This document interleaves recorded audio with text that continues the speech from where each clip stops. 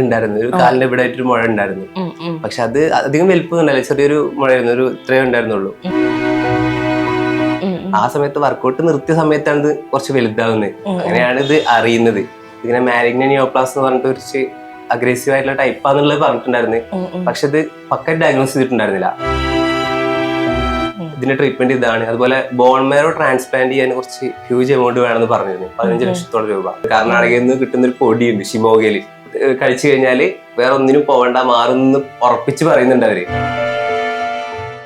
കാരണം ഋതുവിന്റെ ഒരു വീഡിയോ ഭയങ്കരമായിട്ട് ഈ പറയുന്ന സെലിബ്രിറ്റികൾ വരെ കമന്റ് ചെയ്തൊരു വീഡിയോ ഉണ്ട്. അതിലെ ആ ഡ്രാസ്റ്റിക് ചേഞ്ച് ആണ് എല്ലാവരെയും ഞെട്ടിച്ചത്. അപ്പോൾ ഭയങ്കരമായിട്ട് ബോഡി ബിൽഡിങ്ങും ഒക്കെ ആയിട്ടൊക്കെ നടക്കുന്ന ഒരാള് പെട്ടെന്ന് ഒരു ക്യാൻസർ എന്ന് പറയുന്ന ഒരു അസുഖം ബാധിക്കുന്നു, ഭയങ്കരമായിട്ടൊരു ചേഞ്ച് വരുന്നു. പക്ഷെ അതിനെ ഞങ്ങളിലേക്ക് ഋദ്വാൻ എത്തിച്ച രീതിയാണ് എല്ലാവരും ശ്രദ്ധിച്ചത്. എങ്ങനെയായിരുന്നു ആ ഒരു അതായത് വീഡിയോ ചെയ്യുന്നതിന്റെ തുടക്കം എന്തായിരുന്നു? വീഡിയോ ചെയ്യുന്നതിന് തുടക്കം എന്താന്ന് പറഞ്ഞാൽ ഞാനത് ആർക്കും അറിയുന്നുണ്ടായിരുന്നില്ല. ഇത് ചെയ്തൊരു എനിക്ക് ഇങ്ങനെ ഒരു അവസ്ഥ വന്ന കേസ്. അപ്പൊ ഞാനത് എല്ലാവരോടും ജസ്റ്റ് പറയാന്നുള്ള രീതിയിൽ ഇൻസ്റ്റയിൽ ജസ്റ്റ് എഡിറ്റ് ചെയ്തിട്ടതാണ്. പക്ഷെ അത് ഇങ്ങനെ കേറിയിട്ട് എല്ലാരും അറിയുന്നുള്ളത് വിചാരിക്കുന്നില്ല. അപ്പം ഞാനാണെങ്കിൽ തന്നെയും ഇൻസ്റ്റ ചെക്ക് ചെയ്യുമ്പോൾ ഏപ്രിൽ 2025 നിങ്ങളുടെ ഒരു കഫേന്റെ ഇനാഗുറേഷന്റെ വീഡിയോയിലാണ് ലാസ്റ്റ് ഋദ്വാനെ നമ്മൾ നോർമലി കാണുന്നത്. അതിനുശേഷം ഏകദേശം ഓഗസ്റ്റിലാണ് ഈ ഒരു വീഡിയോ വരുമ്പോഴാണ്, അതായത് 3-4 മാസം കൊണ്ട് ഒരാൾ ചേഞ്ച് ആവക്കം. അതാണ് ഭയങ്കര മാറ്റം. എന്താ പറ്റിയെന്നുള്ളത് എന്തായിരുന്നു തുടക്കം? എന്തായിരുന്നു അത്? സംഭവം 2.5 വർഷമായിട്ട് ഈ മുഴ ഉണ്ടായിരുന്നു. ഒരു കാലിന്റെ ഇവിടെ ആയിട്ടൊരു മുഴ ഉണ്ടായിരുന്നു. പക്ഷെ അത് അധികം വലിപ്പമൊന്നുമല്ല, ചെറിയൊരു മുഴയായിരുന്നു. ഒരു ഇത്രയേ ഉണ്ടായിരുന്നുള്ളൂ. പക്ഷെ അത് ഞാൻ വർക്കൗട്ട് കുറച്ച് നിർത്തിണ്ടായിരുന്നു ആ സമയത്ത്. ആ ഒരു കഫേ ഓപ്പൺ ആക്കുന്ന സമയത്ത്. ആ സമയത്ത് വർക്കൗട്ട് നിർത്തിയ സമയത്താണ് ഇത് കുറച്ച് വലുതാവുന്നത്. വർക്കൗട്ട് നിർത്തിയോണ്ടാന്ന് അറിയില്ല, പക്ഷെ ആ സമയത്താണ് ഇത് കുറച്ച് വലുതാവുന്നത്. അപ്പൊ അതും നോക്കാൻ വേണ്ടി നാട്ടിലേക്ക് പോയതാണ്. അപ്പൊ എന്റെ ഒരു ഫ്രണ്ട് ആയിരുന്നു അവിടെ ഉണ്ടായിരുന്നത്, കഫേ നോക്കുന്നത്, പാർട്ട്ണർ. അപ്പൊ നാട്ടിലേക്ക് വന്ന സമയത്ത് ഇത് ബയോപ്സി എടുത്ത്. അപ്പൊ തന്നെ ഡോക്ടർ പറഞ്ഞു ഇത് കുറച്ച് പ്രശ്നമാണ്, അപ്പൊ ഇത് ഇന്ന ഡോക്ടറെ പോയി കാണിക്കണം എന്ന് പറഞ്ഞപ്പോ ആ ഡോക്ടറെ അടുത്ത് പോയി. അങ്ങനെ പിന്നെ ഒരുപാട് ഡോക്ടേഴ്സിന്റെ അടുത്ത് പോയി. അങ്ങനെയാണ് ഇത് അറിയുന്നത്. ഇങ്ങനെ മാലിഗ്നന്റ് നിയോപ്ലാസ്റ്റ് എന്ന് പറഞ്ഞിട്ട് കുറച്ച് അഗ്രസീവ് ആയിട്ടുള്ള ടൈപ്പാന്നുള്ളത് പറഞ്ഞിട്ടുണ്ടായിരുന്നു.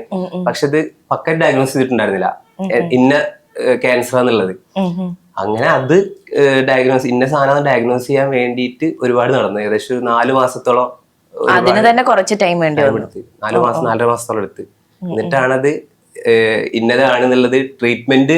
ഡോക്ടേഴ്സിനൊക്കെ ഒരു കൺഫ്യൂഷൻ ഉണ്ടായിരുന്നു എന്താണ് ചെയ്യേണ്ടതെന്നുള്ളത്. അത് ഡോക്ടേഴ്സ് നല്ലതാവേണ്ടല്ല, ഡോക്ടേഴ്സിന് ഇതുപോലെ ബെസ്റ്റ് ട്രീറ്റ്മെന്റ് കൊടുക്കണം എന്നുള്ളതുകൊണ്ട് അവിടെ കേസ് വന്നതും കുറവായതുകൊണ്ട് ഡോക്ടേഴ്സ് ഇങ്ങനെ എന്താ ട്രീറ്റ്മെന്റ് തരിക എന്നുള്ളൊരു കൺഫ്യൂഷൻ ഉണ്ടായിരുന്നു. ഞങ്ങൾക്കാണെങ്കിൽ അത് ഉമ്മാക്ക് ഓൾറെഡി ട്രീറ്റ്മെന്റ് എടുത്തോ നമുക്ക് അറിയാമായിരുന്നു ഏകദേശം എങ്ങനെയാണെന്ന് പറയാന്നുള്ളത്.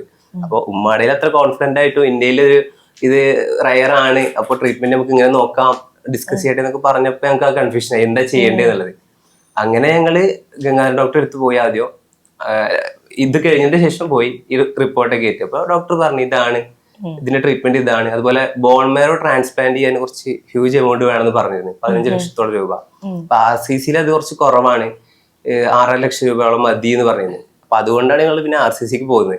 അപ്പൊ അവിടെ ഇതേപോലെ അവിടെ ചെന്നപ്പോ റിപ്പോർട്ട് കണ്ടതും ഡോക്ടർ ജസ്റ്റ് ഇങ്ങനെ പറഞ്ഞ് ഇത് T-സെൽ ലിംഫോമയാണ് ഇന്നതാണെന്നൊക്കെ പറഞ്ഞ്. പക്ഷെ റിപ്പോർട്ട് അവിടെ തന്നെ വേണം, ഇൻവെസ്റ്റിഗേഷൻ അവിടെ തന്നെ ചെയ്യണം, നിങ്ങൾ അവിടെ അക്സെപ്റ്റ് ചെയ്യുള്ളൂ. അപ്പൊ അത് പറഞ്ഞ് നമ്മൾ അവിടുന്ന് ചെയ്യാൻ തീരുമാനിച്ചു. ഈ RCC കേൾക്കുമ്പോ എല്ലാവർക്കും അങ്ങോട്ടേക്ക് പോകാനൊരു പേടിയാണ്, എന്തോ പേടിപ്പെടുത്തുന്ന ഒരു സ്ഥലമാണ് അവിടെ.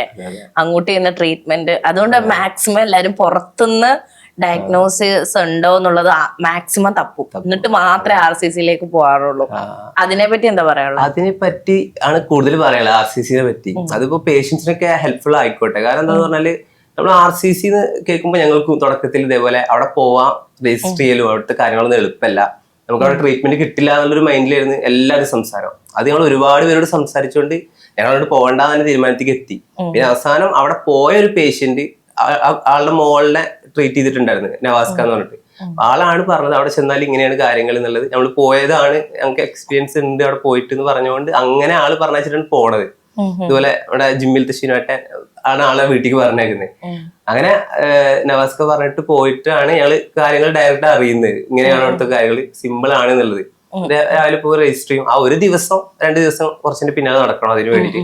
വൺസ് ഡോക്ടറെ അടുത്ത് എത്തിക്കഴിഞ്ഞാല് എത്രയും ഫാസ്റ്റ് ആയിട്ട് നമുക്ക് കാര്യങ്ങൾ റെഡി ആകും. നമുക്ക് ട്രീറ്റ്മെന്റ് എത്രയും ഫാസ്റ്റ് ആയിട്ട് വേണ്ടവർക്ക് ഒരു ഫാസ്റ്റ് ആയിട്ട് കൊടുക്കും. പിന്നെ കുറച്ച് എക്സ്റ്റെൻഡ് ആയിട്ട് മതി എന്നുള്ളവർക്ക് അത്രയും തിരക്കല്ലേ, അപ്പൊ അതിനനുസരിച്ച് ഒരു ഡേറ്റ് കൊടുക്കും, കാര്യങ്ങൾ ചെയ്യും, ഇത്രയും ഫാസ്റ്റ് ആയിട്ട് ചെയ്യും. അപ്പൊ അത് എന്താ പറയാ, ഒരുപാട് പേഷ്യൻസ് ഇതേപോലെ പുറത്തെ വാക്കുകൾ കേൾക്കും. പിന്നെ അവിടെ ഇതുപോലെ 4-5 ഡോക്ടറെ അടുത്ത് പോകും ചിലപ്പോ. അപ്പൊ അവർക്ക് ചിലപ്പോ മാറില്ല എന്ന് പറയും. കാരണം അവിടെ കുറവാകുമ്പോ കേസ് വന്നിട്ടുണ്ടാവുക. എനിക്ക് മനസ്സിലായ കേസായിട്ടാ പറയുന്നത്. ചിലപ്പോ അങ്ങനെ ആയിക്കൂടായില്ല, അങ്ങനെ ആവായിക നമുക്കറിയില്ല.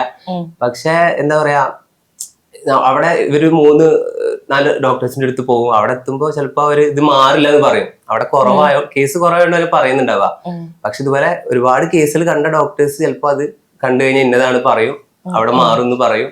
അപ്പൊ അതിനനുസരിച്ച് ട്രീറ്റ്മെന്റ് എടുക്കുകയും ചെയ്യും. അപ്പൊ അത് അറിയാതെ ഒരുപാട് പേഷ്യൻസ് ഉണ്ട് എന്ന് ഞാൻ ഈ വീഡിയോ ഇട്ടപ്പോഴൊക്കെ മനസ്സിലാവുന്നത്.